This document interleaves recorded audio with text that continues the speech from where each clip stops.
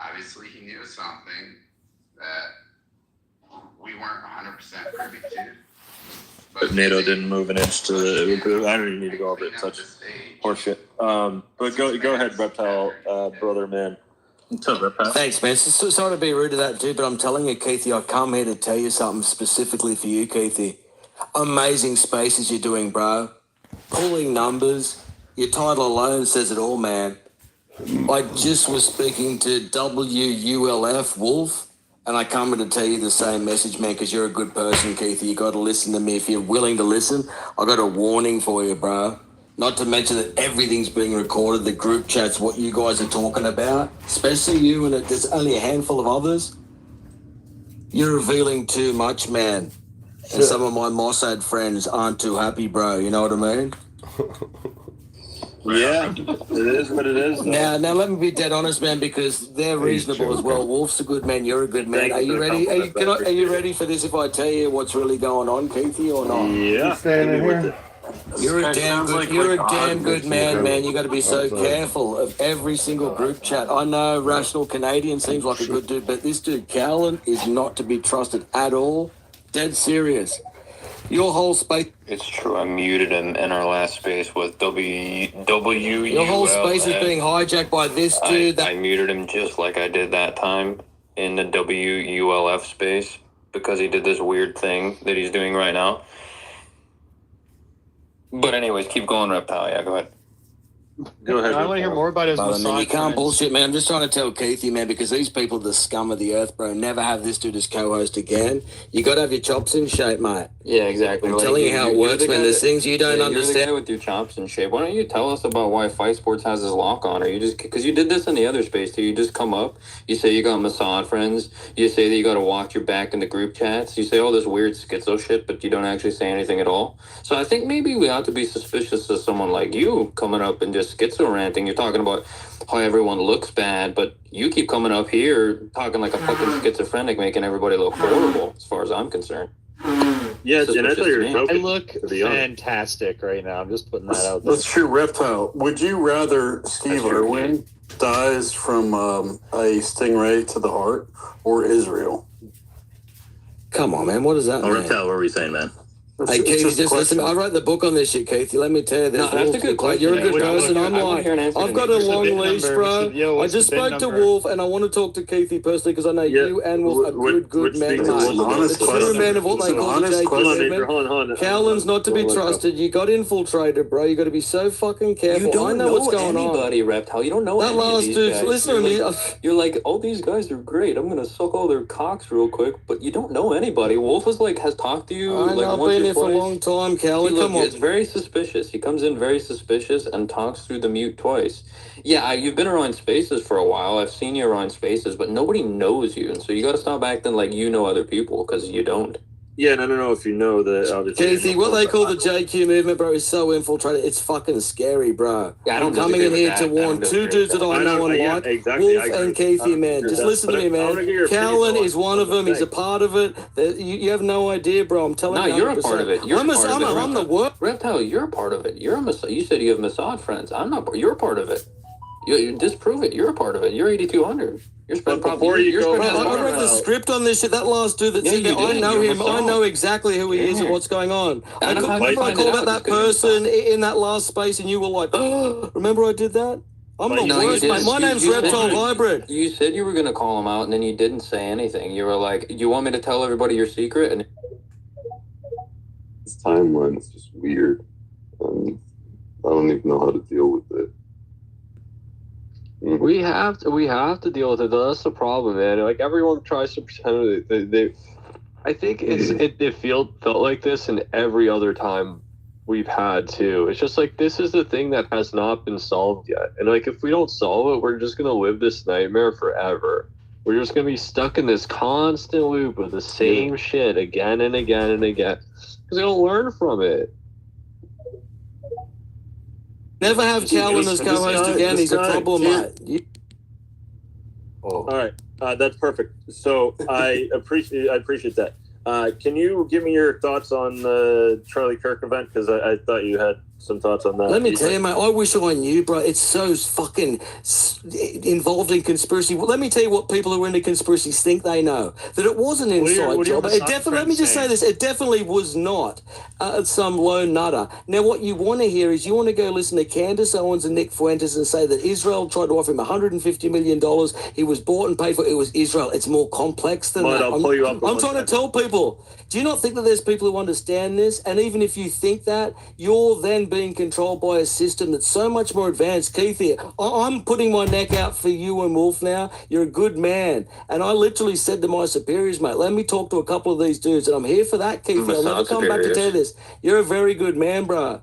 Hey, you watch the group chats, they're watching everything you say. Wolf brought up a good point, actually. Well, why don't you tell us? They're watching everything you say, Keithy, man. It's super suspicious how he can talk through the Mossad mute. allows him to Have talk you guys through the noticed? thing. Yeah, you guys noticed that? I've had to double tap it every time for him. He Double has like tap. a secret massage And button. again, Mud, don't worry. Once Reptile's done, I'll pull you up.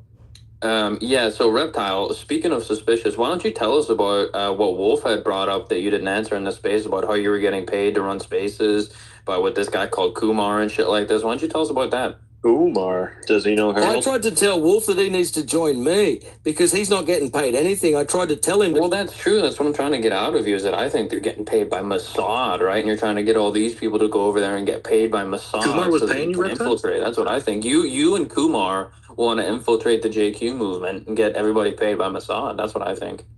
I would like to. Would anyone believe it if I knew who Fight Sport Talk was? I know the full story behind it, why he's got the locked account, everything, mate. How did I know that lady had a family in the CIA in the last space, Calla? And why did you keep blocking me, bro?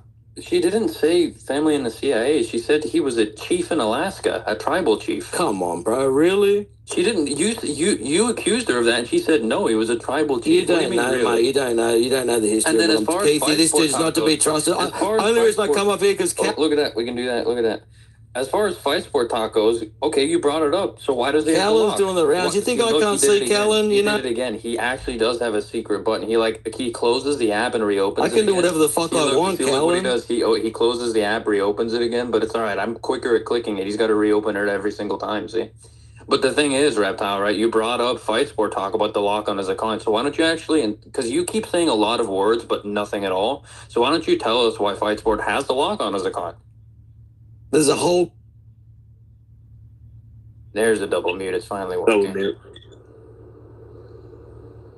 And I guess There's a you're gonna whole say group there's of a whole people, heaps story, of them so tell us about it. Australians, a disproportional amount of Australians. We go around cause shit non-stop. You've got to have padlocks to fucking cover your tracks and to not allow people to follow you and know what you're doing. Now, Callan, don't act so So fucking... that's not an answer to my question. You're not going to avoid it. I'm just going to keep asking it again until you answer it, right? Why does she have the padlock? I get co-host invite? I get the premise as to why you might put a padlock on your account, right? But that goes for anybody. You didn't tell me why Fight Sports has a padlock on his account. So I'm going to ask you again. Why does he have a padlock on his account? Tell us this information that you know that everybody else doesn't. Go ahead. For the audience, I came in to talk to Keithy. See how Callan ended up trying to fight with this... Interesting. So you don't know. Okay, I just like to point out to everybody that the Mossad infiltrator here, he thinks that you're all stupid, all right? He thinks that you're all as retarded as he is or something, all right? I don't know what's going on here. But I just like to point out that he doesn't know why the padlock's on the account. But go ahead, Reptile.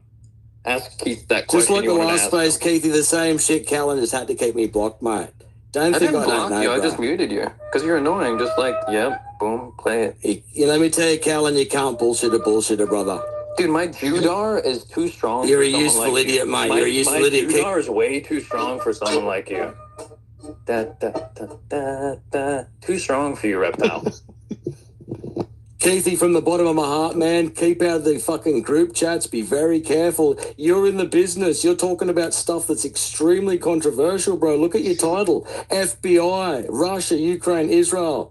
You're actually really doing well. I want to congratulate you, man, because you talk so much truth. Reptile wouldn't be here unless you were speaking truth. You're so weird. You literally said this exact Third same person is shit. so cool. He came in and he said the same shit to Wolf. He like randomly came in and he was like, Wolf, I just want to tell you, you're speaking truth to power, bro. And this is risky. And the Mossad, like I'm telling you guys, the exact same shit. It's so weird. I don't know, like, if he's trying, are you trying to recruit? Are you trying to get people, like, what are you trying to do? It's really odd. 2 people of all the fucking people. There's only 2 people that like Reptile. Give it. Who do you want to give a heads up? We're reasonable people. Who do you want to give a heads up to? I spoke to Wolf. I'll never come. But it's the exact same thing, though. I'll never tell you this again, Keith. You got to listen to me. Look at that. Swipe up the app. Go ahead, do it. Oh, okay, it only works one time, I guess. It only works one time. You made me forget what I was going to say, and I have to just have you muted for no reason until I unmute you, because I don't even remember what I muted you for now. Stop muting the fucking people, you cuck. Who is this dude, Keith? Knock him down so I can tell you, mate. Colin, if I may. You're a fuckwit, Callan. Let me tell you, motherfucker, you're an absolute fucking... Whoops! That time it was me actually. Is this going anywhere? No, it didn't go. It didn't go anywhere. I'm trying to figure out what this is like. Okay, Reptile. Okay, brother. Hold on. I'm a little tired because I haven't slept yet. So just you're happy for Keith. You're giving him props. We're doing tricks on it. We're 360ing all over it. Kick flips and fucking party frizzles are going off and shit. So I do love Keith, man. Keith's my boy. What? Other than that, now we've successfully glazed Keith. What else, bro? What you got? Classic Canadian. Wolf knew and Keith knows, mate. You should be rattled, Keith. I'm here fucking to tell you, mate. You're a good man. Be careful in the fucking group chats. You're surrounded by fucking enemies. Be careful in the trenches, including Callan. Be careful in the trenches, mate. including Reptile. You've got fucking predators coming for your spot. You can take it or leave it, Keith. I'm proud of you. Keep it up, man. But anytime you get success, Keith, you're gonna have reptiles, shape-shifting chameleons coming out of the trees. All right, you got to be careful of them. All right, they're coming for you. So it's suspicious subversives like this. You know I'm telling the truth, Keith. Just be careful, but that's all I'm saying. And I know what's going on. I'm part of this conspiracy, Keith. I'm part of this shit. It's horrible. It's horrible. It's crazy. I'm a good dude, mate. Side friends, that's what I'm saying. Like, fucking oath I do, mate. Absolutely, mate. These dudes are reasonable, and I'm like, let me talk to Wolf and Keithy, mate, because in all that crew, Wolf... All right, try it again, Canadian. See if it works this time. I'm interested. Well, I'm just interested because, like, he's warning us that there's subversion in the chat group. So he's saying, I know Mossad people who know the founders of all that are in your chat groups and have infiltrated you.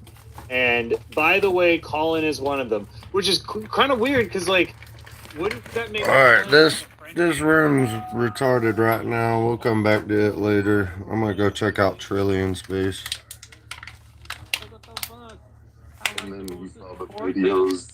And then he saw the videos of Christians getting spit on and yelled at and slapped and kicked around. And he's like, "Wait a second. Who knows, man?" But yeah, that's what I think. And then they come into space and they're like, "You're just obsessed with us." I'm like, really, bro? I don't know, man. I've never seen a Muslim kid spit on a Christian for no fucking reason. I don't know, man. Seems problematic. Yeah, I don't know. I think it's just he had a conscience. And most of the people that get into that like kind of thing, right? They really don't. They really just don't think. Like, do you really think Nancy Pelosi has a conscience? Like, do you really think she has one?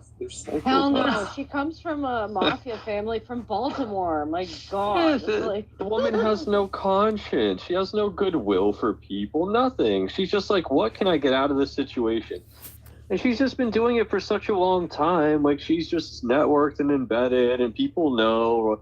Like, if you need something, go talk to Nancy.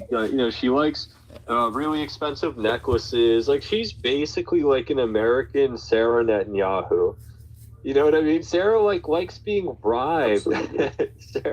Sarah will steal your silverware at dinner. That crazy bitch. Dude, even Sarah though she doesn't need it. She looks like the type that like throws champagne glasses against the wall. You know? Yeah. Exactly. Yeah, the whole world leaders are like that. Like Zelensky's wife, she just recently spent like $1 million on an outfit. It was like $300,000 for a dress, $150,000 for a purse. Dude, it's like, bro, what the hell don't do that. Doing? That's like so tacky. Like, what is it? Like bedazzled? Like, yeah, definitely bedazzled. The blood of like. Oh God, they're so disgusting. I know she has like the fashion prowess of like a 12-year-old girl, like playing dress up. Like, dude, that's why I hate it. Oh, it's so fucking disgusting. It's like the new rich. It's like it's like nouveau riche.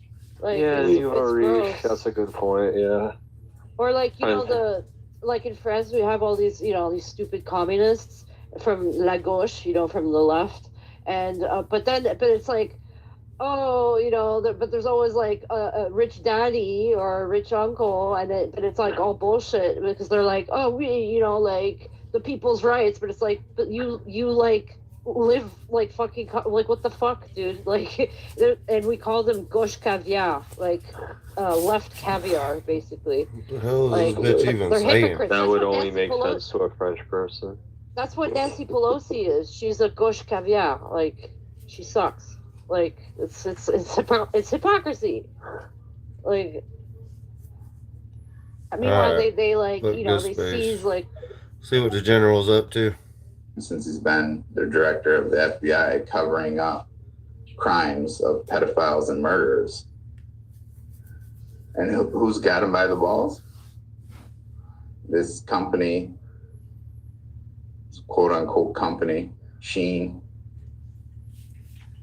But hey, people can do whatever they're gonna do, and they can come to any conclusions they want. But we're gonna keep digging into it, keep pushing back, and pushing so hard that Kashyap is gonna have to either step down or completely come clean that he's just been covering up all this shit for everybody.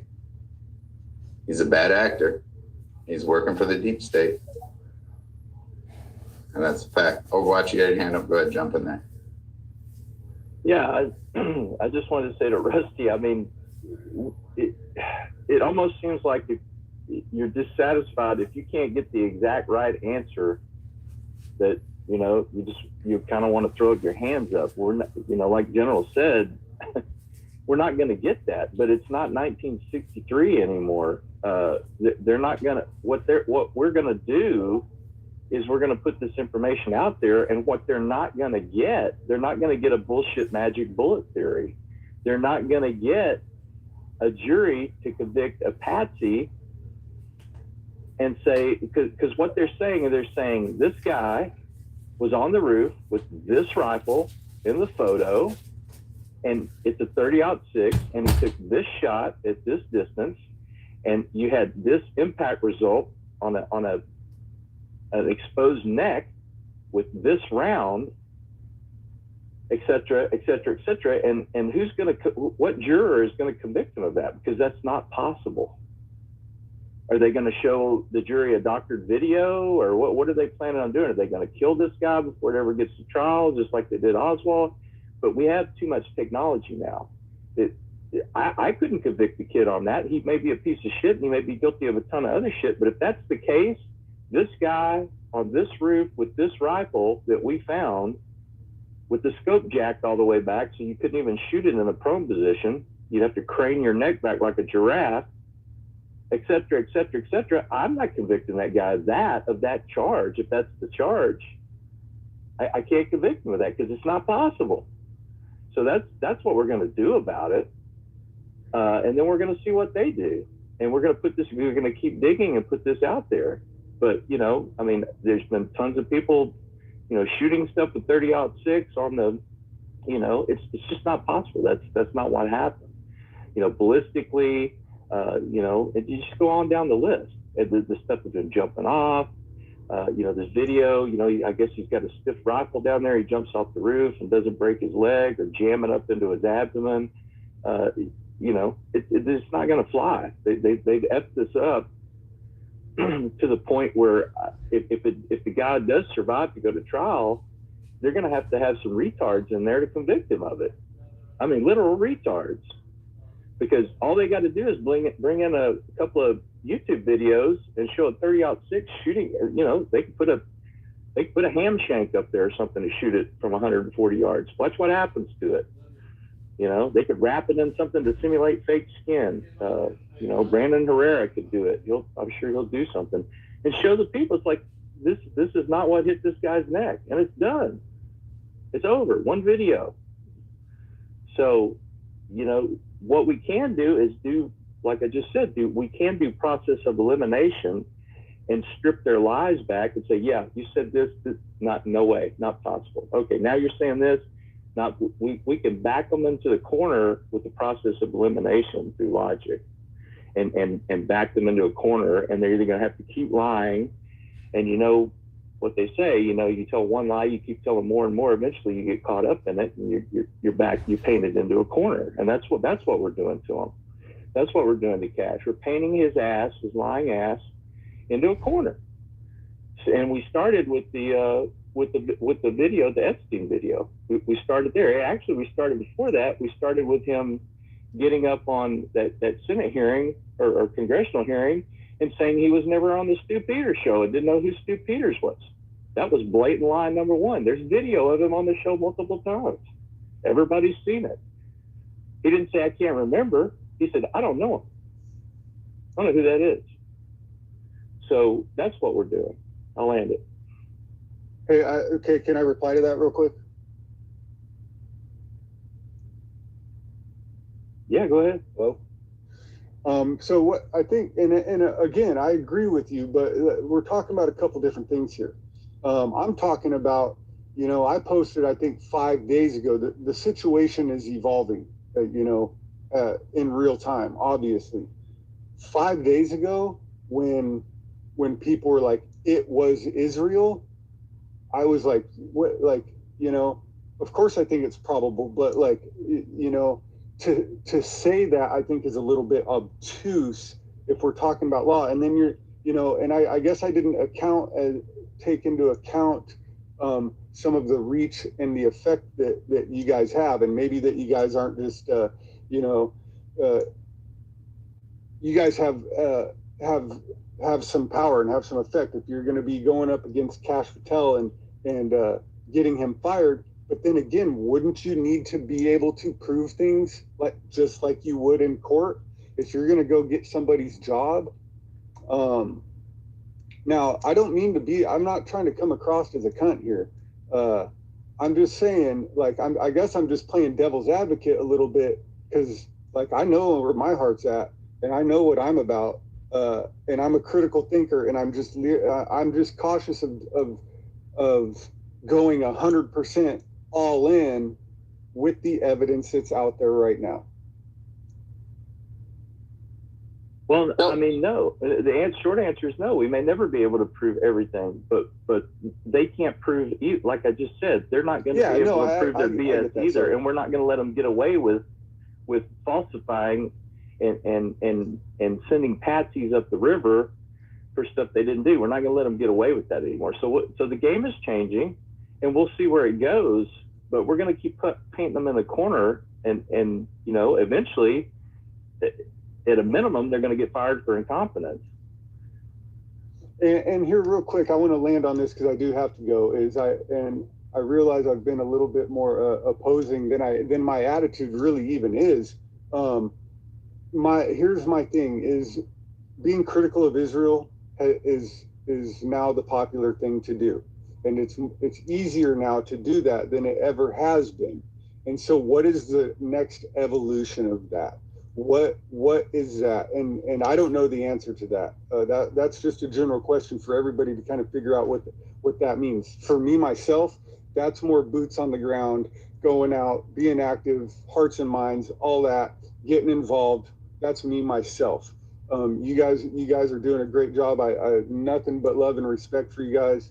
So that's just kind of the question I wanted to pose, and the caution that I wanted to throw out about spending so much time on these convoluted rabbit holes. Maybe you guys have more information than me. Maybe it seems more clear to you. Like I said, we were already over the target. We already had enough to do what, I mean, think about it. Think about how this country was started and what it took for those men to do what they did. Many of them young men, 18, 19, 20, 21, 22. And then what we put up with now, what we tolerate now ourselves. And I got to look at my daughter and look at pictures of my grandparents who fought in wars. And I have a hard time reconciling that. I have a hard time reconciling, talking about it. And so, I got to land with that. God bless all of you. Take care. Have a great day. Well, here, real quick, I'm sorry, General. Here's how I look at it. This is JFK for me. Okay, I'm pissed off that the people that were around in 1963 and watched Dallas and knew who was there and all. Can you imagine if we, all of us, were back then? We would have definitely stopped a lot of this that's going on. So as far as I'm concerned, Charlie is JFK. It's our second chance to fix and to show everybody just who's responsible. And what you'll find progress through all and take in all this information is that you'll be able to listen to the news and hear the actual truth, not what they're saying. And that's what I would start looking for that, because Israel did this, I'm sorry, and it was apparent, and it's becoming more apparent by the day, which is their problem. Well, the thing is turning the screws on this it's exposing Cash. Cash Yet Paddle is 100% exposed on this. He's not telling the truth. He's lying to us. And that's the problem. So whether it's Israel or not, we know that Cash Yet Paddle is lying, and he needs to be held accountable for his lying. And if he wants to clear Israel of this crime, because he gets on his hands and knees and worships them every single day, then he needs to come clean and actually show us who really did it. Start giving us real evidence. Why don't they produce the autopsy? Why don't they produce other pieces of evidence? Or explain George Zinn.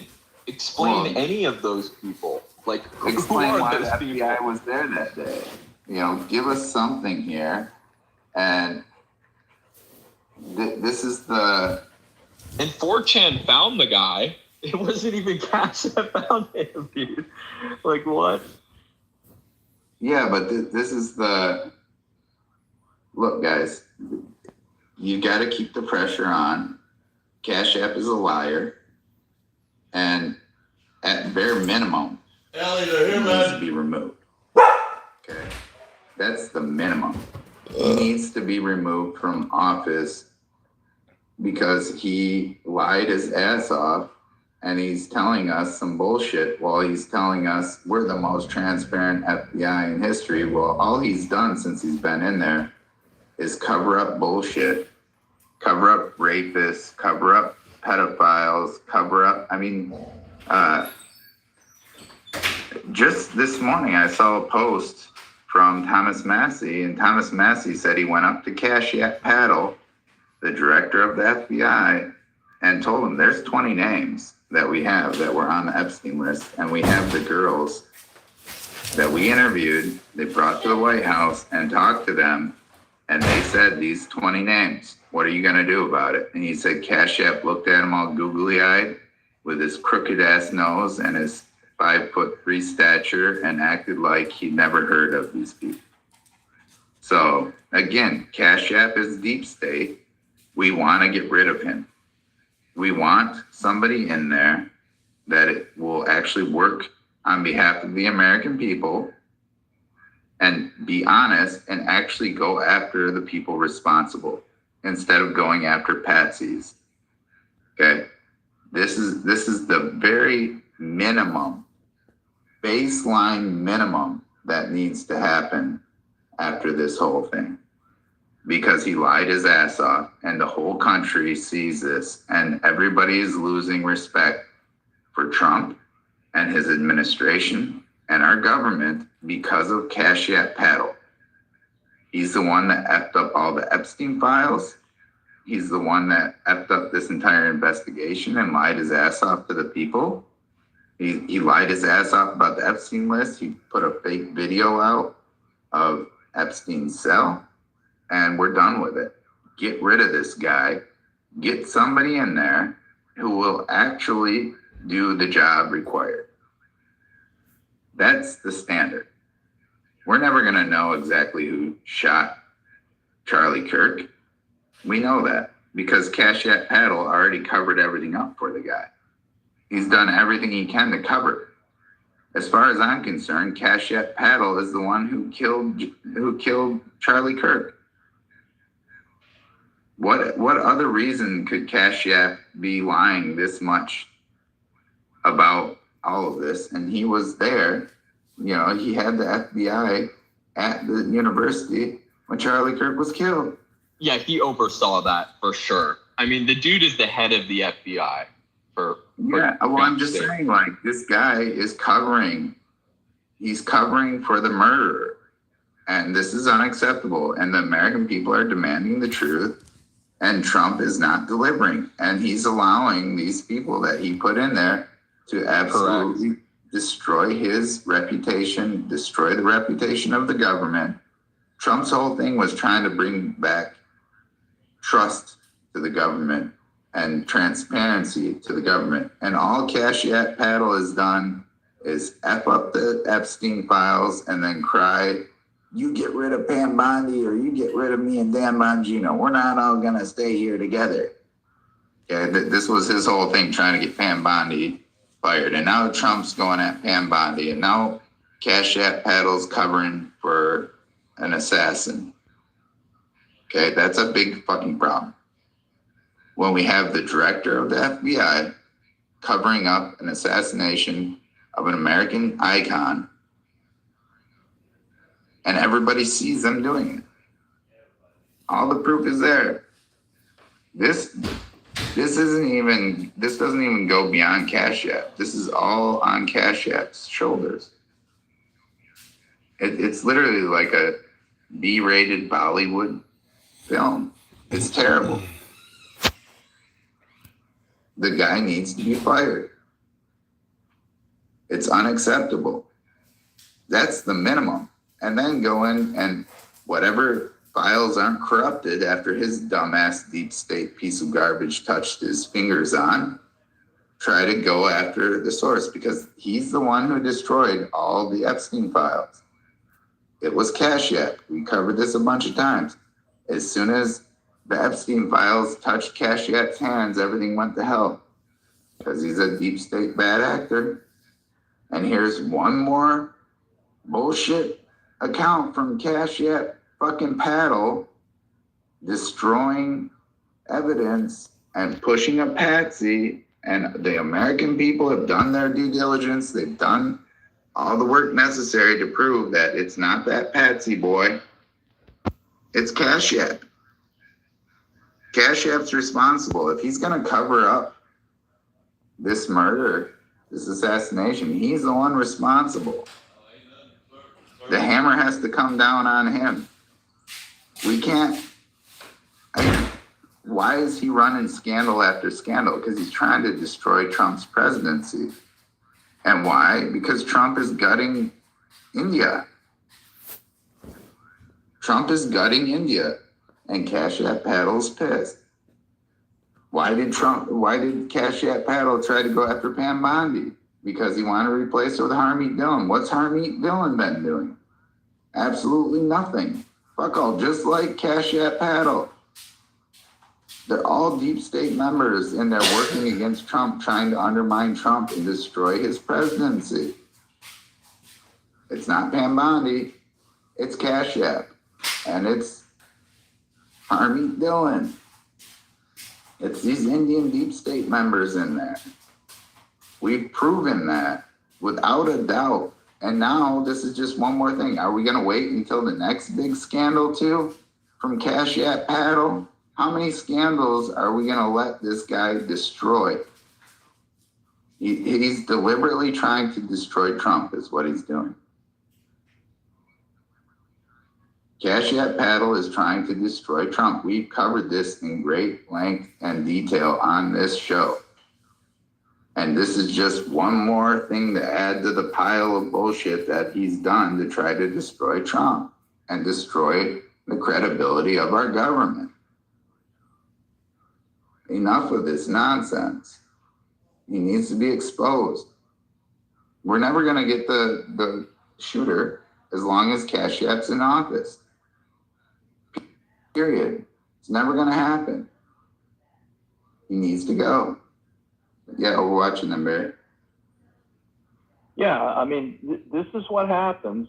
You know, again, like I said, that very first lie, you know, if people were like, oh, that's not a scandal, you know, not a big deal. This is what happens when you let a lie go. You know, I wasn't on the Stu Peters show. Nobody cared. Everybody's like, oh, shut up. It's not a big deal. Well, now, then we went to a bigger lie. We went to the Epstein kerfuffle and fumble. Now they've killed Charlie.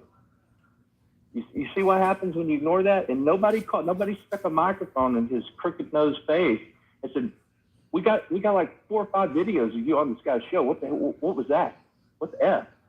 Oh no, don't say anything. Let him get confirmed. He's Trump's pick. Kiss butt. Don't say anything. Well, this is what you get. This is what you get. He should have had a microphone stuck in his face and said, why did you lie about that? And he should have had to fess up. And this is what happens when you let it go with evidence on something seemingly insignificant. You're going to get to something very significant. And now we've got a dead national hero, and they're covering it up. And it's all wheels up in the ditch, and there's Jeep shit everywhere on top of the wreck to boot. My fucking car. So, It's you just know, a piece of shit car. yeah. I mean, Trump's going to have to do something about this. Maybe this H-1B salvo that Trump fired across the bow was maybe, you know, a dig at this. I don't know. He effed this up, and then they're like, okay, well, maybe I'll get rid of all the H-1Bs. You know, I don't know what's going on behind the scenes. But yeah, this guy's got to go. These Indians are highly, blatantly, unapologetically nepotistic. He's not a Christian. He doesn't have any conscience about lying whatsoever. That he's going to have to answer for it in this life or the next. So there you go. You know, you've got pagans in your cabinet. Harmy Dillon. Sure, she's a very nice lady if you talk to her at a coffee shop. She's a pagan. Is she gonna have? Is it her god or whatever demon god she worships, whatever the Sikhs worship? Is he gonna hold her to account? Is she scared of being held to account if she lies to the American people, or is feckless, or lies by omission? These are important questions. What people believe and what their faith is and stuff matters, people, because this is what you get. So you're having trouble out of your car already, huh? Upright, upstanding people in your cabinet. I landed. Go ahead, Barry. Yeah, all right, let's jump into another space and see what's touch happening. on Cash Patel. I mean, you know, you had those former FBI. See what happens over here in key space. Meanwhile, they're setting up some spectacle. Now, there's a guy, I don't want to go on too much longer. There's a man, his count is Lincoln Spark 33. He's got extremely high level intelligence. And he's also got a lot of information on this place that not too many people speak about. I mean, they talk about Valhalla, right? What's that guy's name? You know, the FBI guy, Valhalla. Yeah, the street shitter.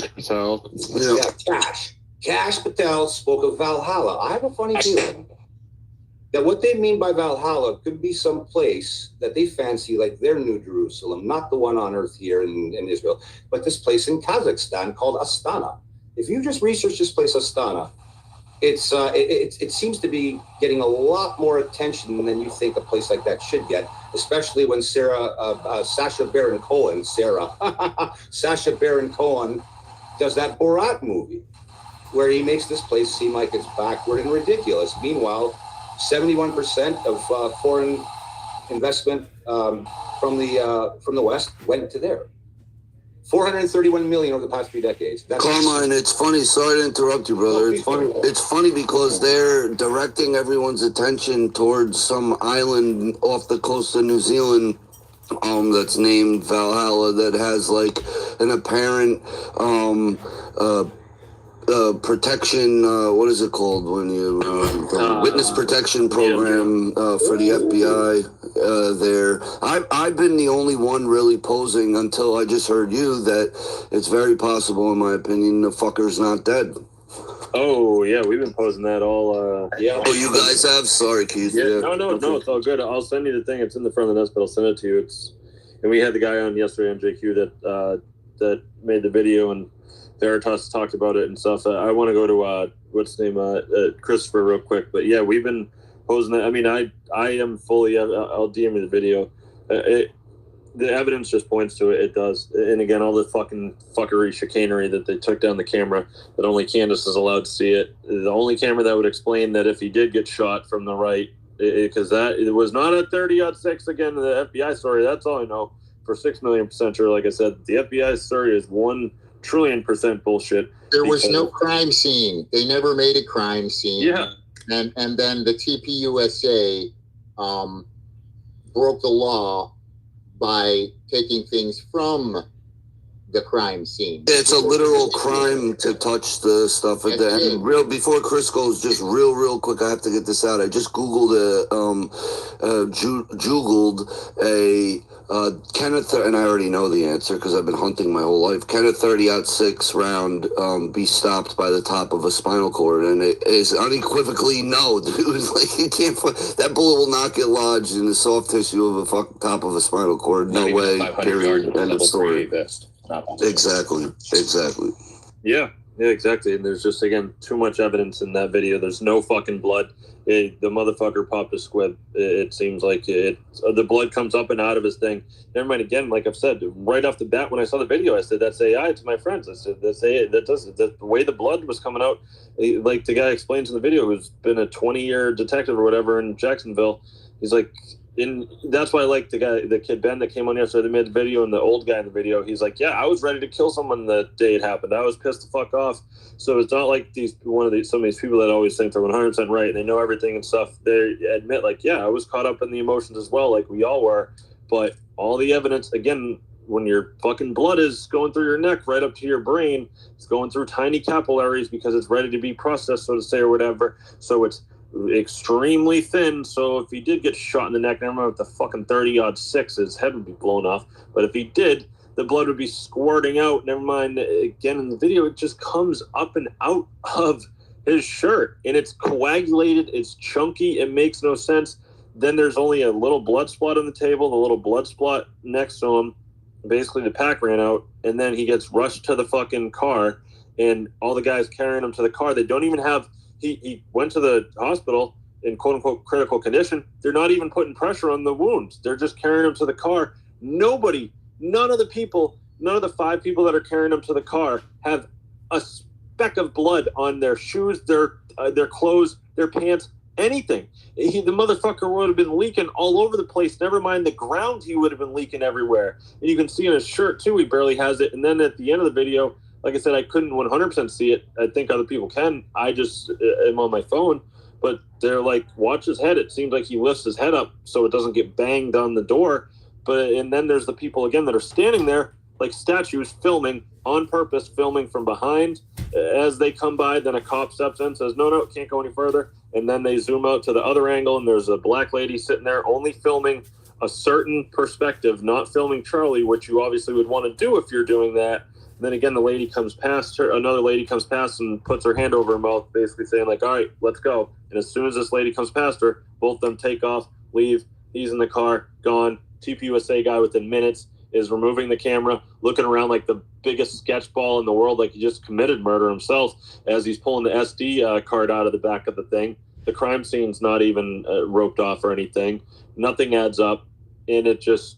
Not to mention, Keith, he goes right into Air Force too, like after leaving the hospital, just like JFK did. Yeah, that's just wild too, because somebody posted something last week when we were talking about it. I think they made him, and I forget what it was. They made Charlie a part of the fucking, I don't know, the government or something. Somehow I forget. What'd you say, Victor? Go ahead, bud. No, what'd you say, though? Because did you know what I was talking about? Because we were talking about it last week. Somebody like posted something that they made him part of the government or something somehow, because you're not allowed, a citizen's not supposed to go in Air Force, too. And as far as the recognition they gave him in regards to his honoring his burial is equivalent to having a high level clearance on it. You know, in regards to what you're saying about the people filming, that's a one-shot take, meaning you're getting it from multiple angles as far as content-wise, and you're doing one shot, and that's it. That's why you have multiple people filming if it were a film set. I'll add more after you go through the hands as far as on that, though. Yeah, exactly. And again, there were 3,000 people there. We only get a couple, 5 videos at max, and the only video we saw for the first 24 hours or so was the video straight on. And in the video again up in the nest, it debunks the fucking bullet hole, quote unquote bullet hole moves side to side. Nothing adds up at all. Nothing makes sense. Then they just rip up the whole crime scene. Never mind, take the cameras out of there, rip it up, and then again, only Candace is allowed to see it, and TPUSA has it. So where the fuck is Erica Kirk? Like I've said 100 times, why wouldn't she be screaming from the rooftops, hey, release this footage, put it out to the internet sleuths that we have on here, back up Jonathan, all these people that do incredible work, put it out to these people, and then put it out to the fucking, if he did get shot through the right side of the neck, definitely did not get shot through the front, his fucking head would have been blown off, and the amount of blood on the white tarp behind him would have been out of control. But why wouldn't Erica be screaming from the rooftops, release this? But only Candace gets to see it through a Zoom call or whatever, and says there was no exit wound or whatever. It doesn't make sense. And then the Masonic fucking shit all over the place. So again, next to him was 347 hats, K11, 11, 11, 33. He's a Mason. Masons love to fake their fucking deaths.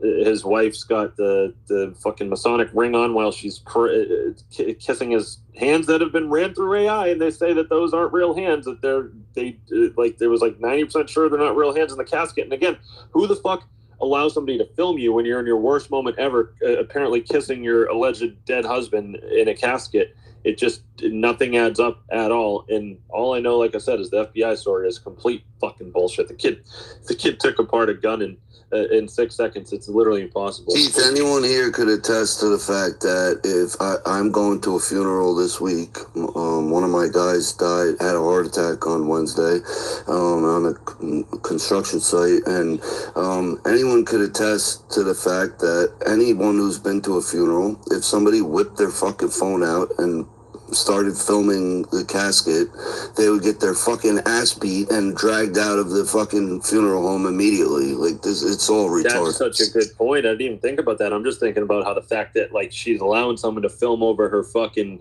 shoulder, which is again while she's kissing the hands that have been ran through, and they are fake as fuck, and she's got the giant G Masonic fucking ring on her finger, and then you got Candace, the only one that's seen the film, and her coming a couple days saying, I'm the Mason of TPUSA. And everyone's like, she's talking about building the foundation. Yeah, okay, it's right in your fucking face. They love shoving it right in our faces. That's such a good point. Never mind, again, Erica allowing that to happen. Someone else would have been like, what the fuck are you doing?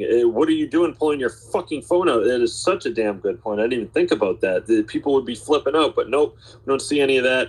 She inflames the left and right narrative as well. She's now in charge of TPUSA again. Why wouldn't she be calling for the fucking footage to be released? Where's the autopsy, by the way? They're saying 4 to 6 plus weeks. Autopsies don't take that long, but they don't want to. They're probably trying to perfect it. They're waiting for everything to cool down and calm down so they give us some bullshit autopsy and get it passed. And again, the kid then turned himself in, but then immediately stops cooperating with the police. And then the Valhalla thing from fucking Cash, none of it makes sense at all. And they caught him 33 hours later, of course. All this fucking shit. It's unbelievable. And this kid's probably, unfortunately, going to get Epstein. And then he goes to Dairy Queen. There's a quick little stop at Dairy Queen. Just grab something to eat real quick after I supposedly it takes out Charlie Kirk. It's out of. And also, if it was a 30-6 too, it would have been a much louder bang from all the fucking Marine snipers that I've been listening to. They're like especially in that like area where he's down that bull. That shit would have been so fucking loud. It's not even funny. It's a gigantic psyop. And what do they use? What are they doing now?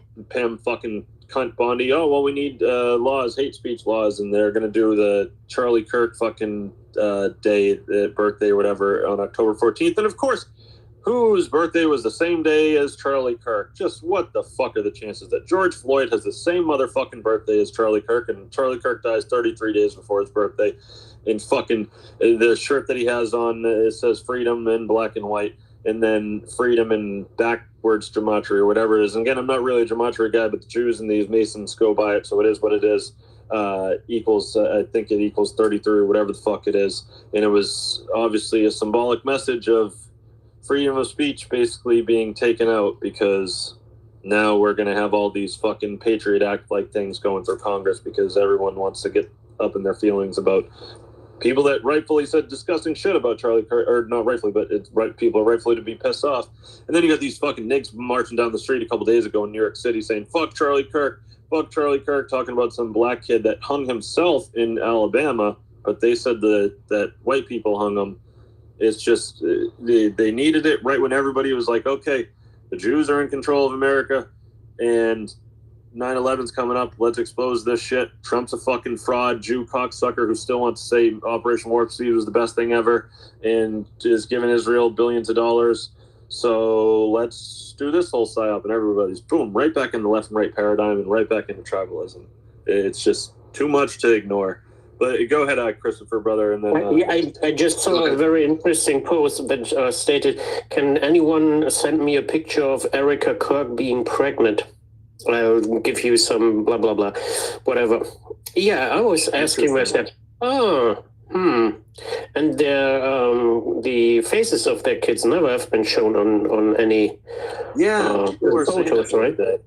Yeah, people are saying, all the photos, the kids' faces are backwards. And again, then her dad works for her dad built Trump's towers with the black hue on top. And there's obviously she was at Trump's modeling things.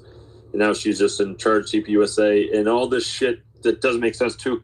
You got, again, cunt Megyn Kelly, Tucker, all these people pointing directly at Israel. It's like, why are you guys pointing at Israel? What's going on here? Why are you wanting us to look at Israel? Just for the record, it was Kirk's father that was the architect for Trump. Just to clear the record, it wasn't Erica's father. It was Kirk's father who did. Perfect. Thank you. Yeah, thanks for correcting. Yeah, exactly. They're just too much shit. And then Erica has so much shit in her background. She's at Trump's shit all over the place. But go ahead. Her grandfather was the Freemason from Sweden. Good morning, everybody. What's up, Chris? Pete, Canadian, Colin, thanks for having me on. These last fucking 2 hours that I've been on, whoo, man, talk about a roller coaster. So the one thing that I really want to get back to is when we were having the debate, if you could call it a debate, what was kind of baffling to me is that we can see exactly through each and every one of those persons' mind. And the way that I'm saying that means is that for the last guy that was on, I think he's now off or whatever. To me, I felt like all he was doing was looking at a PowerPoint and trying to defend fucking his country. And then Doc, man, that fucking guy is amazing because his strength and where he comes across is I'm just a Joe Schmo plumber. I didn't graduate high school and all that stuff, but I can see through people's lies and I can see through people's deceptions. And anyone that comes onto these platforms and tries to, force feed us what they believe, this is where the fucking, bioweapons were, nobody really talked about I think it was 40 bioweapon level 4 fucking buildings that were on the border of Ukraine and Russia. I mean, there's bioweapons all over the United States. There's bioweapons everywhere. But the one thing that I noticed was when I was growing up and people were like, oh, it's a debate. I just pictured them in suits and, they're in, a hall and, they're going back and forth. All of those debates were planned by these fucking Jews, to say, okay, this is the next fucking Republican. This is the next Democrat. This is the next, and they formed them into their opposition. And they've been doing this for fucking generations. So when I hear people, it's just like they're just reading it and they've just been force-fed that, every government is okay. And, like Russia, United States, every country, I'm telling, this is just my opinion. I'm an American. I'm not Canadian. I'm not freaking German. To me, my country is completely occupied by these Jews, and every other country is completely occupied by these Jews. Is Russia the only one that's not occupied? Nope. Is fucking the United States? Nope. Is Germany? Every country has been occupied. But what I really liked about the debates and Colin and Canadian is you were showing facts. To me, when you were stating something, I could literally see something that you found that you could counter react. the moment we counter-react their story, they get defensive. They start doing the name callings. You know, you're fucking retarded. You're stupid. And then our emotions in the chat, I notice everybody, you know, they jump in. They're fucking angry because, you know, our whole life, these debates have been, oh, you know, it's just proper. You know, we got all the information and any other information is incorrect. Well, I was raised on the streets. I came from a very fucking poor family in the United States. And so I can see past all that bullshit. And it just blows me out of the water that, you know, people, they're not free thinkers. Everybody on these panels are free thinkers. They can come up with their own, you know, conclusion on a narrative that's being told to us. Is Charlie Cook dead? I don't know. Is Charlie Cook alive? I don't know. I just feel like that debate to me is just, I mean, now we're thinking it's AI. And to me, I mean, how many people are going to have to apologize to fucking the fish dude, the Nemo or whatever this fucking, not Nemo, what's his name? Dustin. The fish dude works. You know what I'm saying? So it's just like one week we're fucking, it's a bullet from the, you know, 165 yards away. The next fucking week, oh, it's from behind. The next week, it's fucking AI. You know, he's alive, he's dead. I don't give a fuck anymore. Because all it is a distraction. And when I heard Doc's fucking emotion on his country and what this fucking system has done to his country, it's the same as me as in America. It's the same as you in fucking Canada or Germany. And also, Veritas, it was fucking awesome when you called that dude out. You're like, dude, I'm right here. I know exactly what you're saying. And you counter-reacted, and he couldn't like counter-react that and say, oh, no. He just went on to the next talking point. Because these motherfuckers are smooth talkers. And, you know, it's unfortunate. It's like how many people are going to listen to these fucks and go, oh, gosh, you know, you're absolutely right. You know, and these guys, they're fucking crazy. Here we are debating on how fucking Charlie Cook fucking died.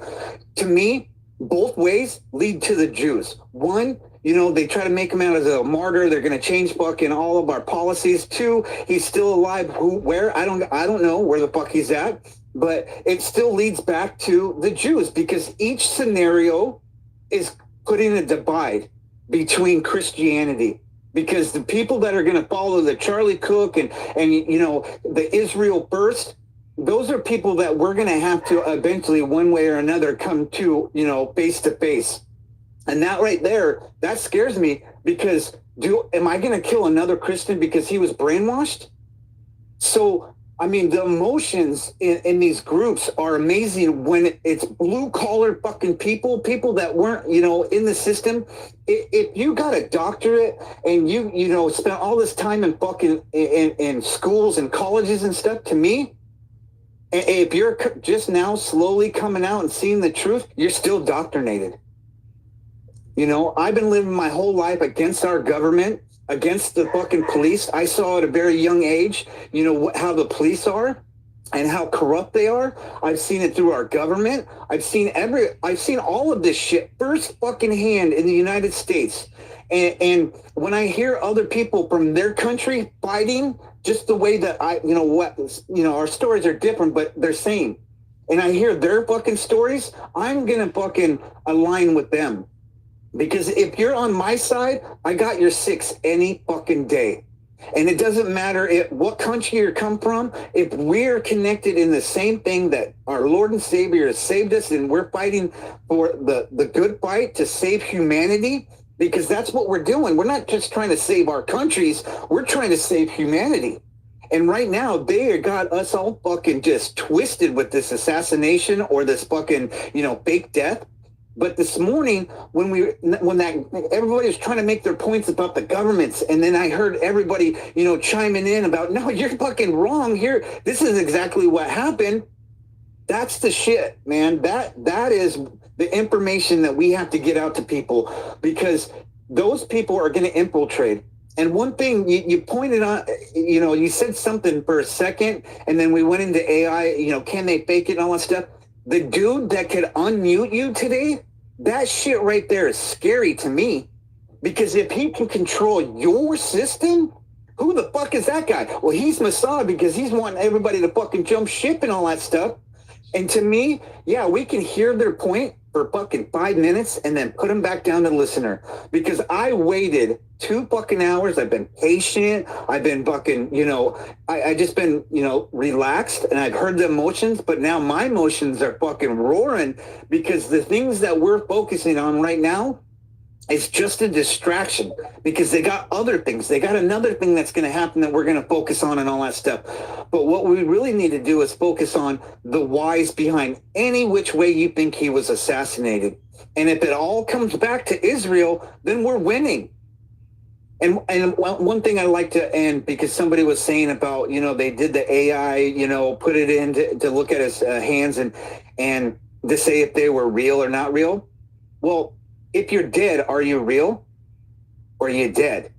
And then another thing, everybody's focusing on her rings. Did anybody, and I only seen it once in the feed, but did anybody notice the branding on her hand? It's very light. It's white. It looks like an upside down fucking, U or whatever. But to me, if we're seeing all of these things, like, the Semitic symbols and all that stuff, where does that all lead back to? The Jews. The same thing with an assassination. If you look at all the other assassinations, just in my generations and my mom's generation, she's a big, boomer child, and, I was born in the 70s, all of these assassinations lead back to one country, one fucking country that has occupied the whole world. Now, is it all the Jews? Yes. To me, I don't give a fuck if you're a Jew with white hair and fucking blue eyes and all that stuff. You still follow the same fucking thing. It doesn't matter if it's watered down and blah, blah, blah, blah, blah. You still follow. Your Bible's the same as the other Jews. To me, the only complete Jew is a Jew that accepted Jesus Christ. And I've only met 2 of them in my life, and I got to witness both of their baptisms. And they turned out to be fucking amazing men. For God, because he saw it, and what's crazy is his whole life was just that.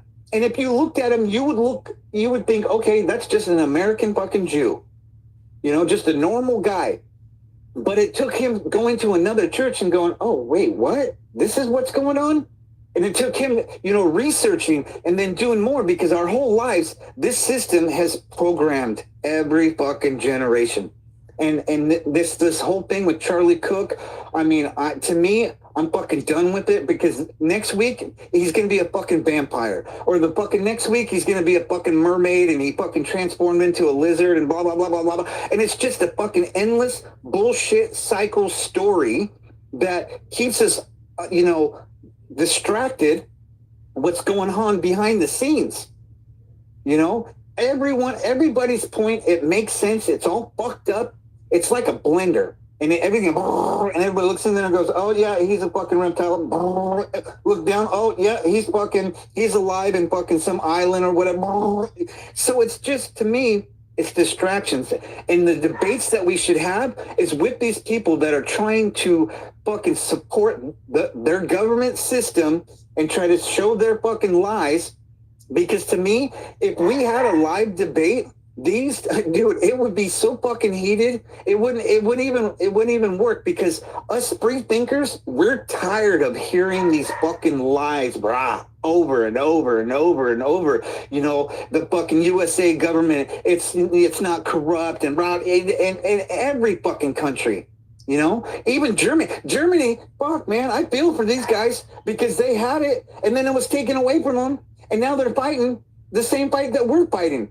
And it's fucked up. I follow a guy that, exposed the whole fucking narrative in Germany. I can't remember his name because I don't speak German, but he's been in fucking prison for over a year, and all he did is show proof. And then what was the narrative? Oh, he stole money, blah, blah, blah. Just the same fucking playbook. But every one of our country's government is corrupt. Our sheriff department, police department, whatever, it's all corrupt. It's all controlled by these fucking Jews. And I want more debates so that we can, if somebody says, oh, well, this is what NATO did, and you can tell they're reading off a talking point. Yeah, that talking point's from fucking 10 years ago, 5 years ago, whatever. Everything is just what they want that person to spew out. And try to convince another person that it's not the Jews and fucking blah, blah, blah. I mean, just look at the history. For 2,000 fucking years, we've been fighting these motherfuckers, and they've infiltrated us everywhere. Everywhere. And that's a serpent.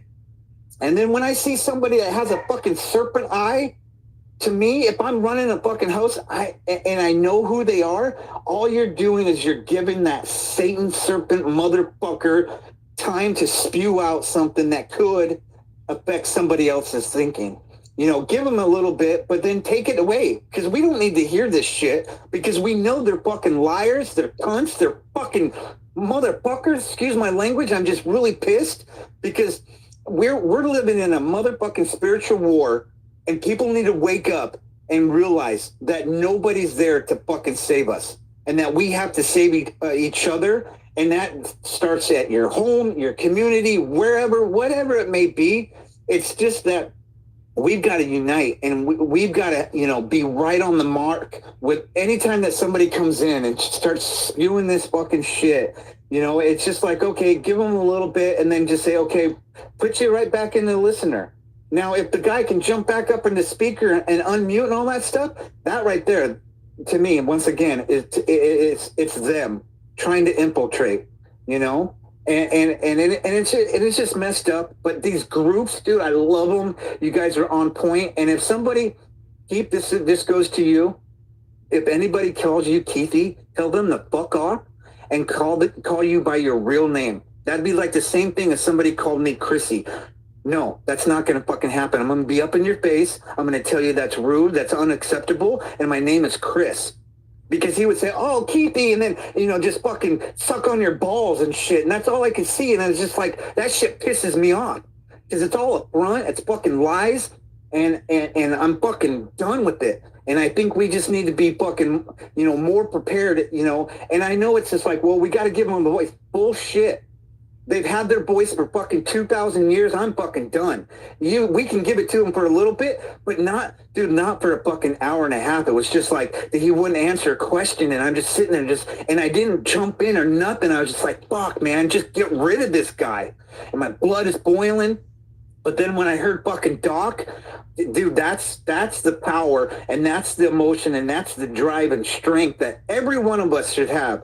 When it comes to time to talking to these fucks and these, all they are Luciferian demon motherfuckers, and I'm done with them, because our whole life we've had to listen to them on both sides. They control it, the right, the left, the fucking whatever. And until we can just say, fucking, I'm done, trying to figure out who killed Charlie Cook, and let's try to figure out, the other means. How did he get away? Where did he go? All of that stuff, if it points back to, Israel, good, because we all know it does. Everything, every kind of mass, hysteria is led back to fucking Israel. Even the Oklahoma City bombing, even the 92, is it 92 or 94 World Trade Center building? You need to stop Christopher at some point. He will keep going for 2 days. Love you, Christopher. But all right, thanks, brother. Let your brain. Some hands are waiting. Don't be offended. All right, I know you love to talk a lot, but people are very patient. Love you, man. Well, it's definitely good to hear you, Chris. I feel you, brother. What did I find? Oh, it's in America in 2025, I guess, in front of the nest, and then we'll go check in with Ian. America no longer negotiates with terrorists. They endorse them as the president of Syria, and they let them come to the UN Assembly meeting in where is it? In New York. From beheading people in Syria and killing hundreds of American soldiers, if not thousands, and tens of thousands of people under his purview when he was fucking number one in Al Qaeda, number 1A basically in ISIS, number one in Al Nusra, from beheading people in Syria and having a $10 million bounty on his head to having fun around New York. Syrian quote-unquote president Ahmed al-Shara, former commander of ISIS and Al Qaeda, arrives in New York City for a UN meeting and is taking in the skyline with the sun in the back. Unfucking believable. That should be a slap in the face to anyone that served in the military, that went overseas and fought ISIS, and now he's sitting in New York City and is getting treated like he's an actual president and having a good time. And meanwhile, Palestinians are getting fucking blown up as we speak, but they're not allowed to do anything, and their representatives can't come here because Rubio won't let them. Fantastic. Great job. Golden age. Head-chopping terrorists are allowed in America, and when the motherfucker should be arrested. Absolutely ridiculous. But, thank you, Christopher, and I appreciate it, man. And I agree. Sometimes it goes a little too long. I just like letting those people expose themselves, especially the New Zealand guy, whatever the hell his name is, the reptile guy. I don't know what the fuck was going on with that. Collins Mossad and whatever the fuck he was saying. I don't even know what he was saying. I wanted to hear about what he said, who you brought up about that guy paying him. I'm gonna do a little. I'll do a little research on that. I'll give you the details, what I know as well later. Yeah, I'll show you a DM on that. Go ahead, Keith. Yeah, no, it was weird. I don't know what the hell he was going to try to say. But what's up, Ian, brother? What's going on? What's up, Ian?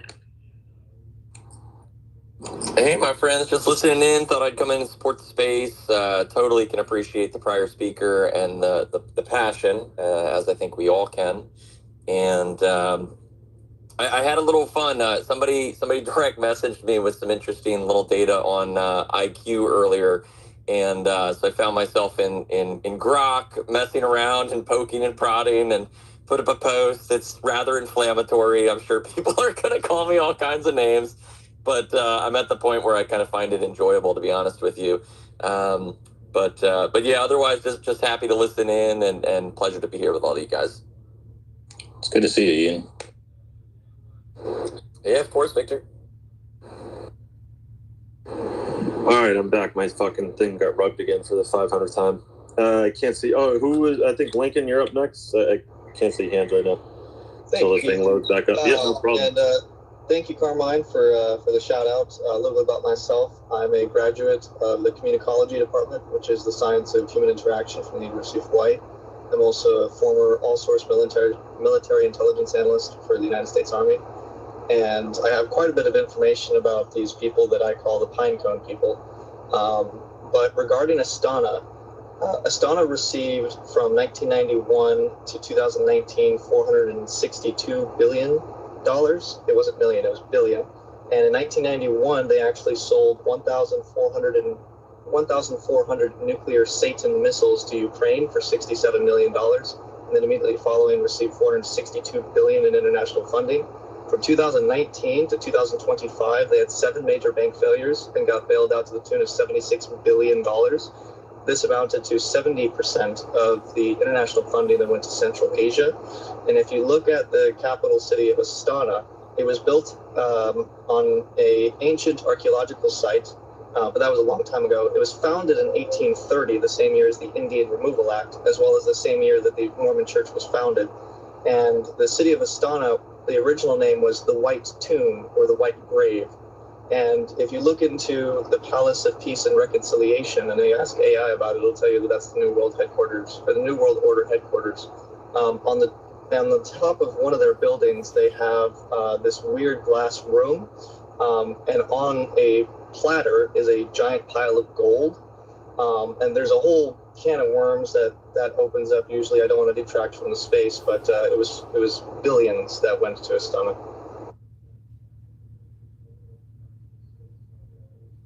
All right. What do you think about that, Keith?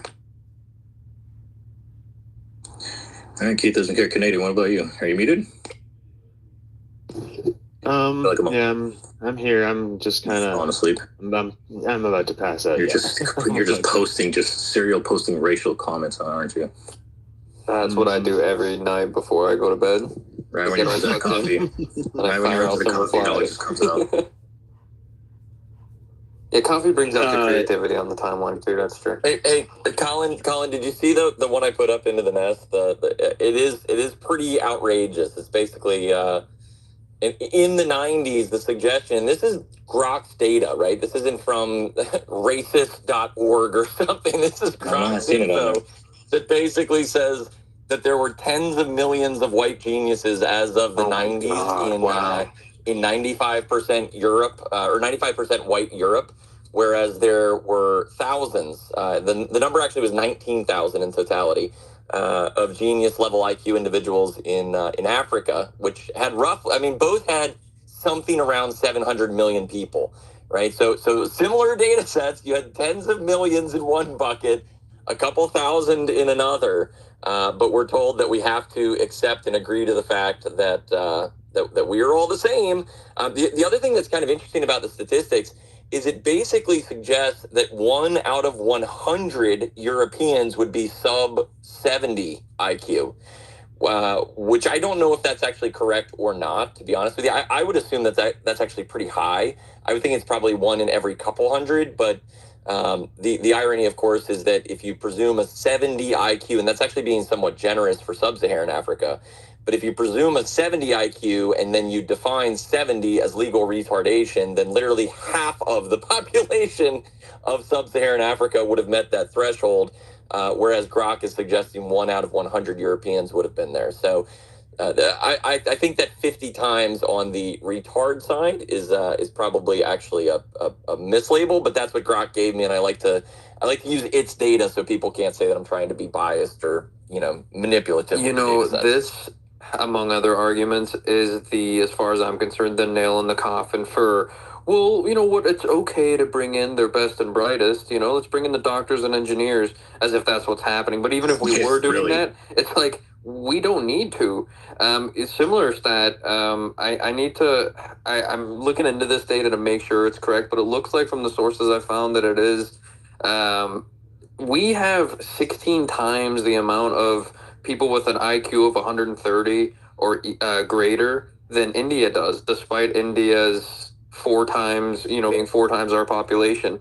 All of these countries, it's not just that our average IQ, we think about this really puts into picture what it means when we say how different, 1 standard deviation is or 2 standard deviations are in terms of IQ differential, because then you can start to extrapolate the data out to some really crazy numbers like these ones, where it's like, oh, yeah, this is the kind of stuff that is why societies are different, Yeah, we're definitely gonna be called Nazis after this show. Well, it's better than inbred racist, or what was it? Inbred race monster? I can't remember what was it? I can't remember. I mean, the alternative is basically being crazy by accepting the definitions of modernity. Yeah, I'll take it. I'll take it. We're all called racist Nazis earlier, Ian. No, you missed it, Ian. We had a lovely Israeli lady come in, and she called us incest or inbred race or rape monsters. I can't remember which one it was, and then a few other terrorists. Oh, terrorists too. Yes, she did. That was a new one. I've never been hit with. I've been told I'm a terrorist sympathizer. I've told that I'm a Hamas supporter. I've been told that I'm all types of, but I've never been accused. Well, actually, some British people have accused me of being an IRA terrorist, but that's few and far. I don't get that very often anymore. I've been accused of being an artificial intelligence in my spaces sometimes. Yeah, you sound like one. At times I've been described. He does sound like Tom Documents. Whoever said that earlier nailed it. I do hear it, to be honest. Well, regardless of how I sound, I can't help but sound how I sound. I don't really make any attempt to sound. Yeah, no offense, Gary, but you really sound like one. Of course not. No, I can assume many different voices. I have a bit of a gift of mocking some voices. Hello, sorry, sir. Excuse me there. Oh. Anyhow, as a comic, in all seriousness, we're talking numbers now. Let's talk about the number of people who stand to be counted as any flavor of Jew versus the number of people who fit in the category that we call Christian Zionists. All right, I'm going to hop over into general space, see what's going on over there. Which then brings me... Boomers up here, and we got a couple Gen Z up here. I'm a millennial. I don't know. I think Overwatch, you're probably Gen X. So we got all the generations up here. So it's a good conversation to have with all the guys up here right now. Yeah, and we've been talking about this, across several spaces of lately, because the in spaces with the different generations in there. And yeah, I am Gen X. And but both sides, like Rush says, every generation, going back to the 50s and probably even before that, has been exposed to wartime levels of propaganda. The boomers were exposed to their, Kennedy and all that BS. And, a lot of the disconnect and the hate and discontent between them, a lot of it's justified, and a lot of it is also a lack of understanding of, the boomers didn't have the information that we have now. Or they didn't have the phone. They didn't have all the resources that we have now. Now we have all the resources, but we've got people that don't want to use them and don't want to think critically, or their brain's been poisoned from the COVID jab or whatever. And the boomers don't understand why the Gen Z is suffering, because they didn't suffer through that mechanism. They were able to, even when I was in high school, it was still possible to go work at Jack in the Box or something like that. And maybe you still live with your parents while you're finishing high school. But you could afford a car. You could pay your own car payment. You could get a used car. You could pay the insurance yourself. That's how I was raised. And, my parents were like, if you want to get a car, you got to go get a job, and you got to pay we're not buying it for you. And you could do that back then. Now you can't do that. And the boomers don't understand that, because they're not a lot of them are retired, or they're waiting, one more year for their pension, and they don't understand that. And, so there's a disconnect there. But yeah, everybody's been subjected to this global homo propaganda stuff, and, everybody's starting to wake up. I'll land it. I think it's different for Gen Z, I'll be honest. I know it's going to be a hot take, but I think it's different for Gen Z. Like building wealth. It absolutely is. Y'all got totally shafted. I worked 48-hour weeks, and I know that's not like overkill or anything, right? But I worked, 8-hour days, 6 days a week at UPS, and my goodness, didn't get you very far after food, and like penny pinching on food as well. Not being super picky. You don't have nearly as much as you should. Saving is possible, but how much are you really saving after each check, right? Paycheck to paycheck is just the standard. The dollar has decreased in value about 120% since the time that I was born. I'm 23. It's just, I think that while we have been subjected to propaganda, it's just a different experience. I don't think having an unhealthy resentment to the point where, you're just blaming any random boomer, I just don't think that's good, because it's just not accurate. There were boomers even in the day fighting against that stuff. It's just, now there weren't many. Why? Because you're right, there was a lot of psyops done purposely to do a social experiment on the public and get a specific product from the public, manufactured society. So, I think it's right to, you could say, blame boomers, but every single boomer is not responsible, right? So it's a tough question, but I do understand the difference between them, because, to say the cliche of, it's all the same struggle, it's like, it's not,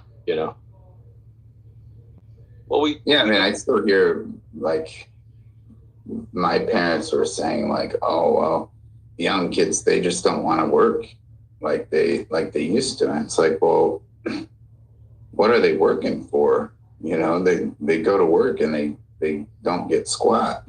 They're getting nothing to build something off of. There's not much incentive for them to actually go out and work a job 40 hours, 50 hours a week, when they can't buy a house. They can't even hardly get a car. These kids are trying to get through school. University, the cost of university now is absolutely insane to what it was compared to when the boomers went to university. And even, like, I have a lot of family members that worked for the automotive industry straight out of high school, and these guys have 2-3 homes, boats, all the toys, you know, and they just work in the automotive industry, working on the line and working their way up. And that can't happen anymore, you know, and the currency, the dollar alone, just this year alone, has lost 10% of its value in 8 months. The dollar lost 8% of its purchasing power in just 8 months. So, I mean, it's like, what are the young guys, what's their incentive to get out there and bust their ass? And they're competing with third world guancholos that will work for nothing because their plan is to just work for 10 years, live in a house all together, cram into a house and bust their ass for 10 years and then go live like a king retired back in their own country.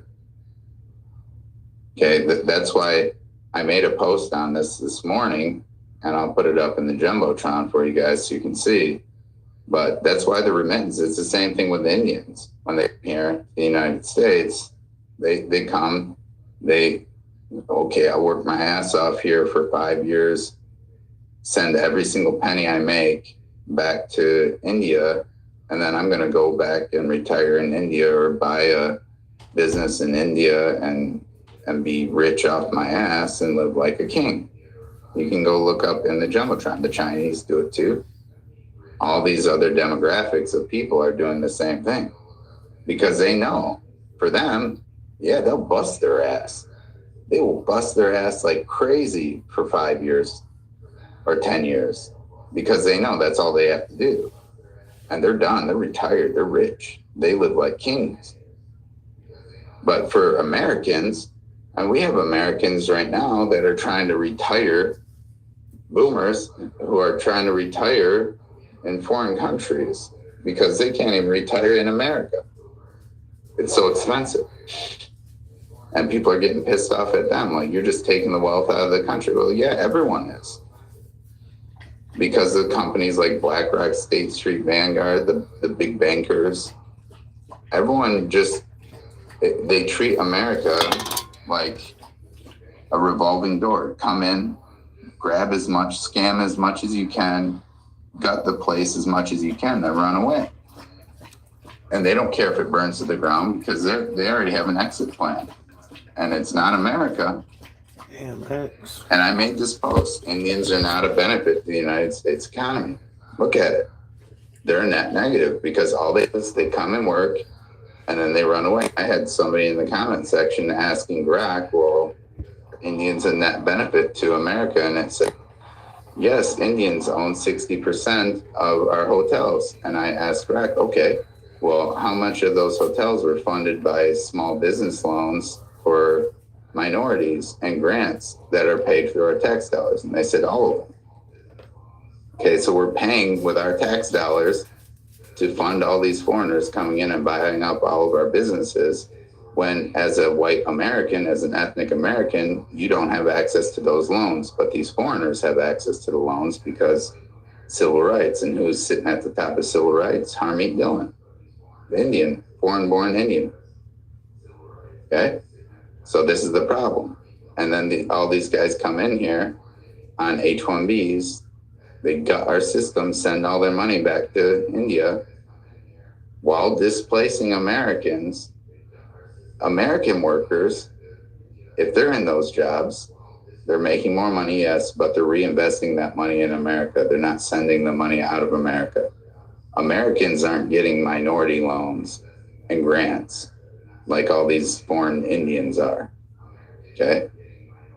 They're gutting and screwing the American people while claiming, oh yes, they help the economy. No, they don't. They're hiring illegals, they're human trafficking illegals. They're sending all their money out of America. They're not keeping the money in, reinvesting in America. It's a huge net drain. They're not accounting for all those things. They're taking advantage of our housing system, our food stamps, our welfare system, our healthcare system. And then they turn around and say, well, we need more people to pay in. Well, bringing foreigners in is not helping that because you're displacing Americans and you're preventing Americans from even being able to pay into the system because you're not allowing them to work and you're not allowing them to reinvest in America. And then they talk about GDP, GDP. Yeah. What's our GDP to debt ratio? And why is our debt so high?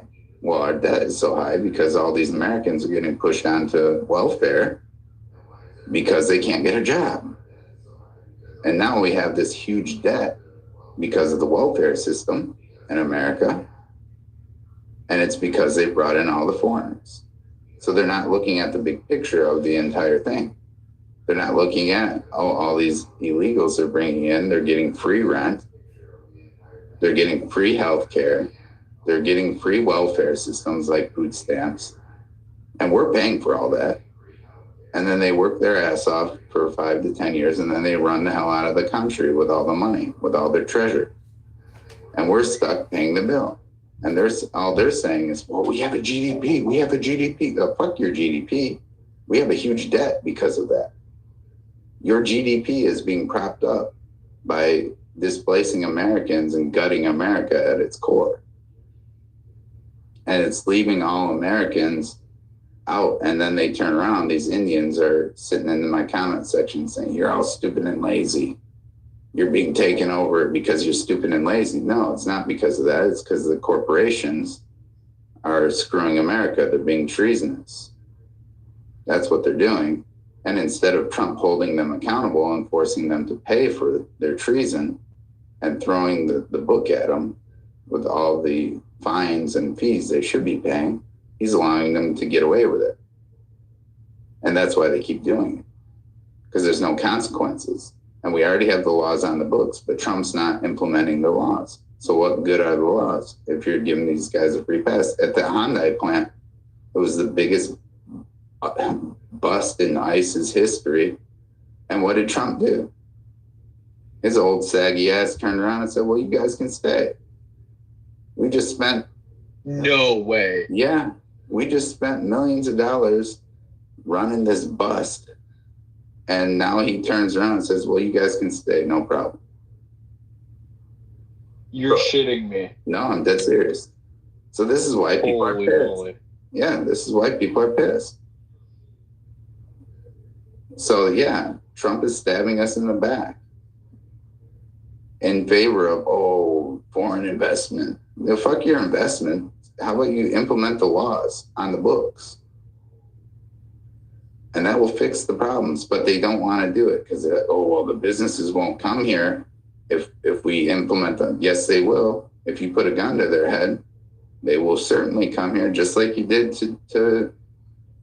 to Apple. Tell them, we're going to sanction the hell out of you. We're going to tariff the hell out of all your products unless you produce them in America. And you're going to produce them here. Otherwise, we'll put you out of business. That's how you do it. You do it by force. You don't play this game anymore of letting them gut America and gut the American people and gut the youth. You use the damn military that you have. You do it by force. You enforce the law. That's what it means to enforce. You hear that part? Enforce. Force. Force. You have to force it. And he's not doing that. He's not using force. He's trying to play nice with everybody. And it's retarded. And it's selling out America. And it's not America first. It's destroying America. His games are destroying America because he's not using the force. He's not enforcing the laws. He's allowing these big corporations to get away with stabbing Americans in the back. And he's even spending a ton of our treasure and resources to go track these guys down and arrest them, and then turns around and says, it's okay, you can stay, after we did the biggest bust in U.S. history. You guys can all stay. And you know what all those guys did? All those guys said, F you, we're out of here. They were holding us hostage. Hyundai plant was holding them hostage. They took their passports from them and wouldn't let them leave. They were holding them hostage as slaves. And now Korea has a lawsuit against Hyundai for enslaving their people. That's the only reason why those people working at Hyundai didn't stay. It's because they were actually slaves. And they were actually happy as hell that Trump came in there and ran the bus because it freed them. And they ran back to Korea, and Korea opened a lawsuit against them. Yeah, that's a crime. That's an atrocity. That should not be happening. Yeah. That's incredible. Like, what the heck? You know, though, General, I will say, at the very least, like, the entire younger generation, the entire world, I can say, the voter base is, like, seeing all of this, right? And just getting immensely red-pilled by the reality that they're presented with by these actions. Yeah, well, they think that Americans are stupid and don't see it, and we're not stupid. We're very well educated on these topics, and we're not lazy. Americans are the hardest working people on the planet. You know, look what you went through to go to school, Harrison. You're not from India that gets a full ride scholarship from a university who we fund with our taxes. And so all they do is come here and go to school and study, and that's it. And everything's paid for. I paid like 30% in taxes working at UPS, dude. Like, I lived in basically full socialism. You were working 48 hours a week and going to school. Yeah. That's what Americans do. Well, and I actually had to put off, because it was a math, I'm still getting the math degree. I had to cut back I had to switch my job, actually. I couldn't keep working 48 hours. I had to choose between working full-time at UPS or trying to pursue some kind of higher education. So, doing part-time intern work, making copy papers, Yeah, but this is the point. This is what Americans have to go through in order to get through school, because we don't have a single fucking support system for our people. We don't have a single scholarship for white people only in America. Not one. It doesn't exist. Oh, dude. Not one. And it even worse, dude. Like, I'll tell you what, like, all my grades, I mean, it's even harder doing something with like STEM or engineering. But man, my grades have to be completely perfect if I even want a shot of. Well, this is the point. Like, and this is what Americans go through in order to get through school. So when Vivek and these Indians come up and say Americans are stupid and lazy, and you just care about Saved by the Bell, they're fucking retards. Americans didn't have George Soros funding their education. Americans didn't have their mother running scams for them so they could rip the American people off in the tune of billions. So, and we don't have the government giving us small business loans based on minority status and grants to buy up all of our hotels. We don't have any of that stuff. And these Indians do, and these invaders do. And then they turn around and look at us like, you're stupid because you don't take advantage of the system. Well, the system is illegal for us to use. It's only designed to help invaders destroy our country. So this is the problem. And this is why people are pissed. And this is not the boomers that have set this up, by the way. This is the Jews who set that up. It was the Jews who set this up. And they're the ones who passed these bills, like the big ass huge bills that they put on the table that it's a stack of papers 15 inches thick. Yeah, the omnibus. Yeah, well, what's in that omnibus?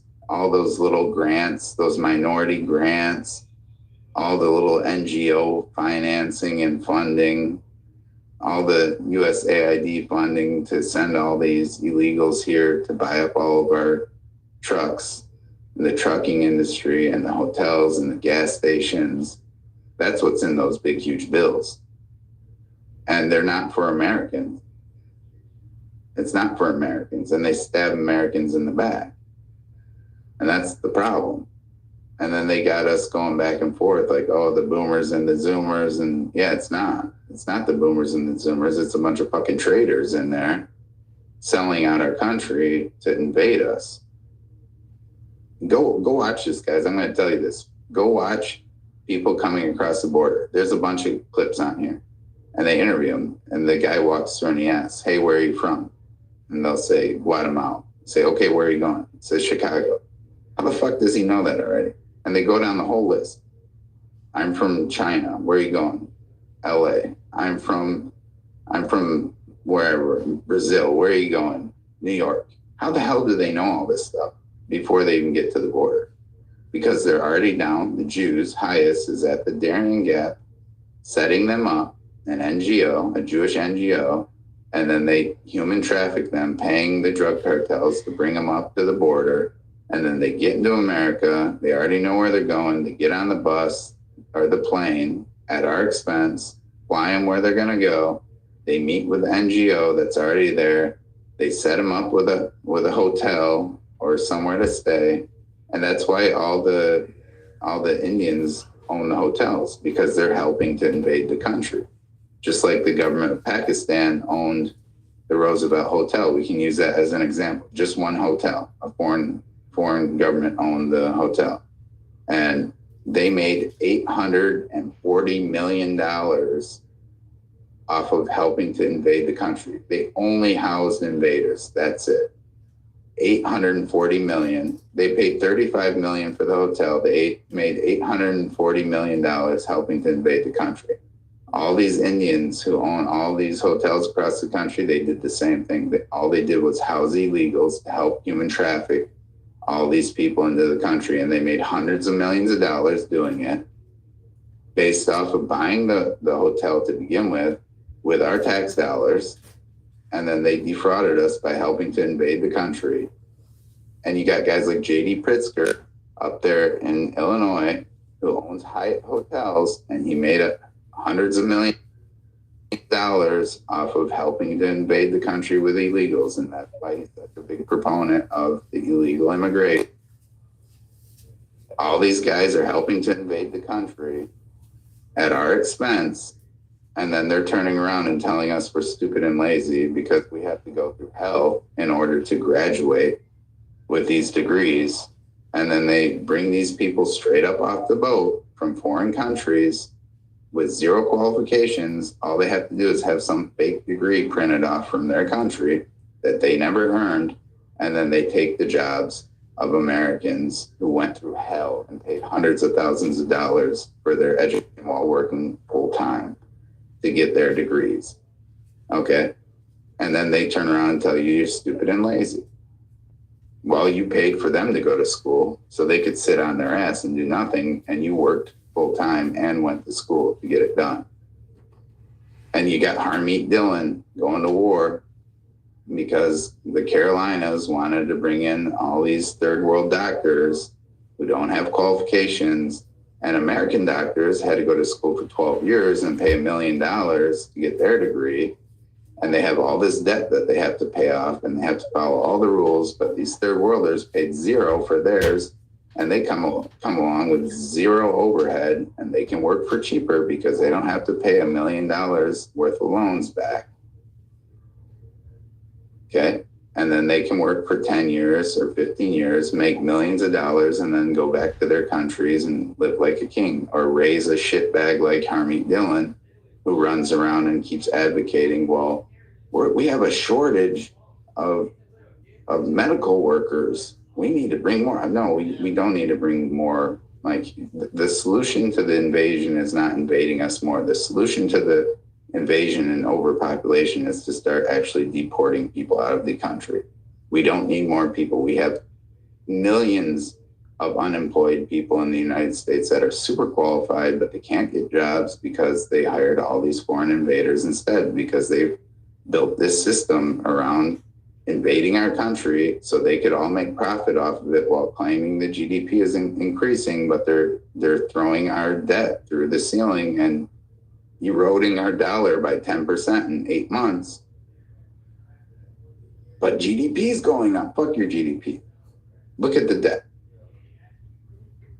How about that? Stop looking at GDP and start looking at the debt, because the debt is what's propping up the GDP. And all Americans are getting buried and absolutely annihilated. They can't have families. They can't buy homes. They can't do anything they go to school and go $200,000 in debt to get a degree while they're working full time, killing themselves. And then when they finally get their degree, they can't even get a job because you brought in all this third world shithole people that shit in the streets, or they shit all over the back of the toilet. They do that, by the way. I'm in Silicon Valley. I can confirm. I see that every day. Yeah. It's fine. I mean, look, they're bringing people in here that aren't even potty trained. They haven't even conquered the toilet, and they're telling us these are high skilled. Seriously, it's not a joke. They're telling us these are high skilled employees, and they're not even potty trained. I see it every day, and their code sucks. In Minneapolis, if you're Somali, you genuinely get a full ride at the university in Minnesota, and they don't give any full rides to any Americans. It's unreal. Like, literally every Somali can get a full ride. It's because they're all refugees, and all refugees that come here get full ride scholarships to any school they want to go off of our tax dollars. And that's the problem. And this is exactly what I'm talking about. And they're all abusing our welfare system, which includes full ride to all these universities, while Americans are getting screwed at every single level. So yeah, it's not the boomers, guys. This is the Jewish cunt rags that have put all these little bills, AIPAC. It's AIPAC that's responsible for putting all these little extra bills hidden in all those big ass omnibuses and passing them along so they can keep funding the invasion of our country and making billions of dollars while replacing us in our own countries. That's who's responsible. And the boomers did fight back against this. And the boomers' parents did fight back against this. We did not want to be invaded. Go look at the people who supported the 1965 Hart-Sellers Act. 2/3 or more of the country was against it, violently against it. And they still forced it through after they assassinated JFK. So yeah, no one has ever supported any of this invasion in our country. Americans from day one have never supported this. We did not support the 14th Amendment. They had to go to war over it. They kept wartime conditions to force it through. They assassinated Lincoln in order to force it through. No one ever voted for or supported income tax. They assassinated President McKinley to force that through. No one supported this 1924 manipulation of the Naturalization Act. They grabbed up every single Mexican in the country and deported them, 15 million of them. 60% of them had U.S. citizenship. They didn't give a shit. They grabbed them up and kicked them out. In 1965, they assassinated, in 1963, they assassinated JFK in order to force through the Hart-Sellers Act. The whole country was against it, and they did it anyways. With Biden, he flooded us with 30 million illegals. No one voted for Biden. He stole the election. We did not vote for that. We did not choose it. They used the auto pen. We didn't vote for that. We didn't vote for any of this. The American people have not voted for any of this ever in the history of America. It's been forced onto us at every single step of the road. And that's the problem. And Americans are starting to realize that now. And they're getting pissed. And they have guns. Americans have guns, a lot of guns, more guns than anyone else on the planet. And people are pissed. Just saying. But True Maggie, you had your hand up for a long time. Jump in there. Oh, yeah, I'm going to try and go over this stuff. Thank you. So let's just talk about 1929 for a second. That was a tough generation, right? I mean, they were born in the Great Depression. People walking down the street and had no food. Whole families walking down the street, just knocking on doors, seeing if you can help feed their family. Those are tough times. And they made it through it, and they appreciated our country still, even though they went through those tough times. So all these like whining stories aren't impressing me at all. Okay. I mean, life is tough. And 1929 was the toughest time for anybody. So don't give me any crap about you're going through the worst time. Boomers didn't cause this shit. The country's been a tough place to live. There's something for nothing doesn't work. And that's what our country is about. Okay. You're not supposed to get something for nothing. You're supposed to work your ass off to get something and be happy with it and then try and get more. I'm going to try and calm down and say this. The boomers, what you guys don't like is after Vietnam, we got into being cool, being happy. Life is a trip, not a destination. You guys hate that, right? Like Barry says he hates the Beatles, but John Lennon started power to the people. He was giving people the power. He's saying we got to take over this country. They're just endless wars is what we realize. Okay, we're making money for the fucking war machine. That's all that was happening. It was nothing being accomplished in Vietnam. Think about JFK, MLK, RFK. They all got shot. All right. We were trying to change things. It was a Christian nation. We valued the Christian nation. They don't value the Christian nation now. These kids are gone. They're lost. I'm going to try and slow down a little bit. I'm almost done. Let me just go over this. I don't want to miss anything. Charlie, he turned down big profit from BB, and he was saying October 7th, there's no way that could have happened because he was near the border and there's no way that could have happened. Too secure to happen. $30 million a month was being transferred from Qatar over there. So I just think the whole thing, it had to be something to do with Israel and Charlie and with that going on. But I just think that, all times in history, we've gone through a lot of tension and we just need to get together and be solid. It's like our indivisible union, right? That included the slaves too. They wanted everybody to be indivisible. We can't be divided. Or that's how they win. The New World Order wins when we're divided. So we need to find a way to accept everybody, understand we're all going through shit, and we got to get through this because New World Order is trying to take over this country. And it's just a big scam. It's a psyop. So thanks for the time. But yeah, it's a confusing time. And I think we're going to make it if we just stick with what the general's saying, stick to our heritage and our values. And I'll just stop there. Thank you. Yeah, I mean, John Lennon, though, he was a communist. He was that's when he was talking about power to the people. He was an atheist. Listen to the song Imagine all the people without God. Come join us, bullshit, blah, blah, blah. And power to the people is communism is what he was pushing. So, I mean, he was a psyop. And the other part is when you say we have to come together, we have to say we're going to come together with who? Are we going to come together with our enemy? Are we going to come together with the people invading our country that want to destroy it and, break it from within? Who are we come together with?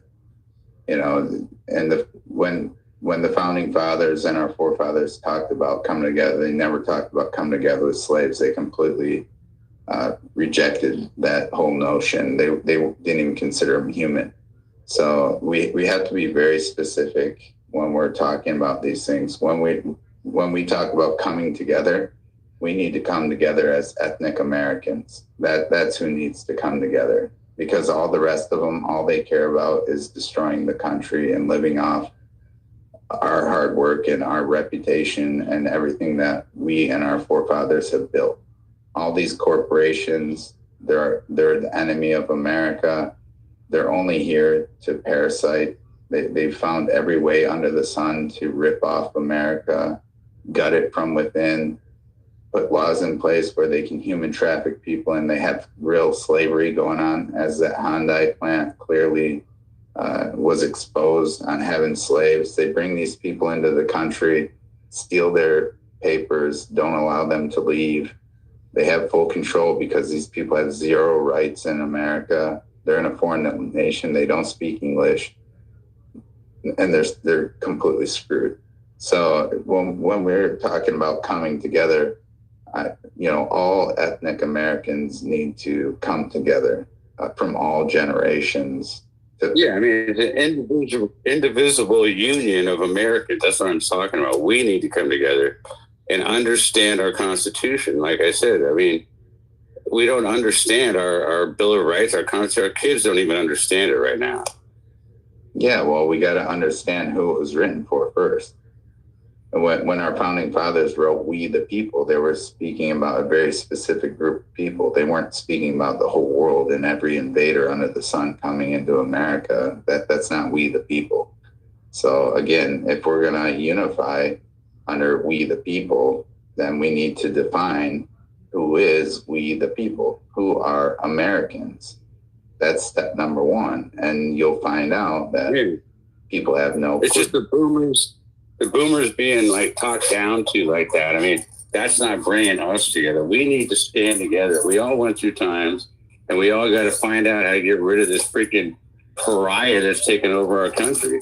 I agree. Well, that's the thing is the boomers are still in charge. Trump is a boomer. You know, the boomer generation is still in charge of the country. They're still running it. So, you know, when you have the control and things don't go right, you're the one that's going to get the blame. And that's just the way it is. That's why Jews always say, no, we don't control anything. We don't have any power. We you know, why are you looking at us? Because they know when shit hits the fan, they're going to be the ones that are to blame because they're the ones controlling everything. So again, like Trump's a boomer and he's at the head of the ship. And if shit goes wrong, he's, you know, that's going to be the target. And if it goes right, though, he's going to get all the praises. He's going to, you know, if he can pull us out of this, the boomer generation is going to be redeemed. They're not going to be able to say anything. But a lot of it rests on Trump. What's he going to do? Because he's at the head of the ship. That's just the way, that's the nature of the beast, you know. That's why all the blacks loved Obama, but now they're all pissed. They hate Obama now because Obama did a shit job, like, you know, like how blacks always do. And it dragged them through the dirt, and they all came out looking extra ashy after Obama's presidency. So now they all hate Obama, even though they all loved him and praised the hell out of him. They all ran out to vote for him twice. So, and it didn't work out, and now they don't want to take credit for them supporting him, backing him, voting for him, cheering him on to no end. So now they end up with the doo-doo, ashy face.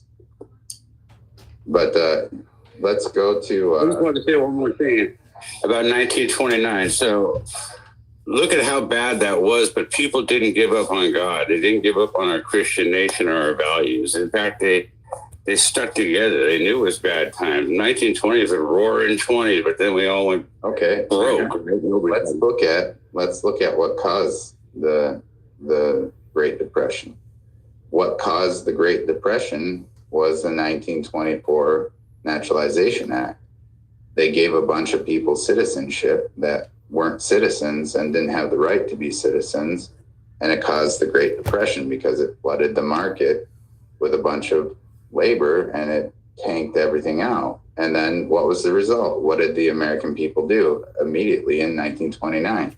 They started grabbing up all these people by the scruff of their neck and kicking them out of the country to the tune of 15 million of them through, they called it Operation Wetback. And they kicked them all out. 60% of them had U.S. citizenship. They didn't care. They got rid of them because it destroyed America. And what are we living through now? The exact same thing. Biden flooded the country. All these big corporations are flooding the country. And what did it do to the country? It's completely tanked America with this bullshit. So people pissed, rightfully so. And people want mass deportations, rightfully so. Trump's not giving us mass deportations, and that's the problem. And he keeps saying, we need to bring more people. Fuck you, we don't. Base. He's full of shit. He's an old fucking boomer that doesn't understand. We don't need more people. We have at least 80 million people who are highly qualified in this country who cannot work and get jobs in their fields because of all these invaders. Okay? So he's full of shit. And he's only saying that because he wants to bring more foreign investment into the country.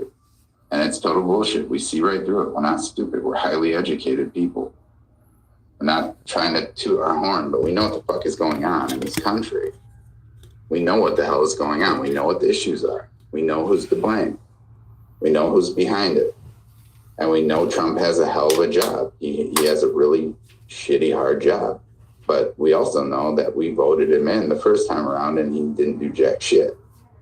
So he's responsible for this already.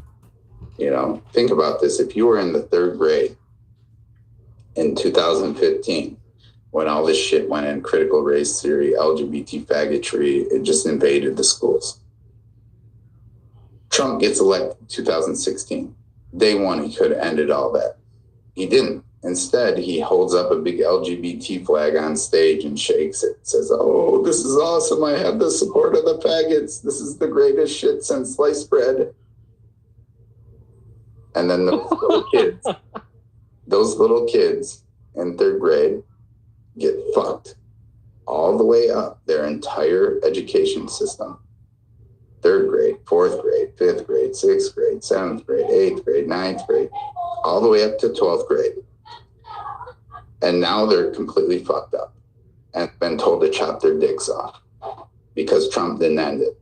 And now Trump's up here, reelected, saying, well, this is an atrocity. Well, no shit, motherfucker. Why didn't you end it? Day one in 2016, you stupid cunt. I was a freshman in high school. I can confirm. Yeah, I'm just telling you, like, Trump is responsible for this shit, too. Trump is 100% responsible for this shit. He let all these young kids get completely obliterated. He allowed that to happen because they gave him a faggot LGBT flag on stage. And that's the boomer. Like the boomer that was in here last night, he started crying when he talked about the black guys that came up to him and said, you were the nice guy in school. He got... All right. I just want to throw it out there. These are public forums. This is not necessarily my views or anything. We're just watching or listening in on public debates and conversations.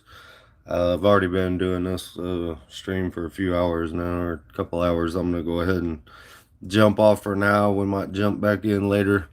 I appreciate y'all hanging out. Hit the like button, subscribe if you want, or not, whatever. Y'all have a good day, man. Happy Sunday. I pray that Jesus will be with y'all out there and spend some time growing your relationship with him and your knowledge of him. I appreciate y'all.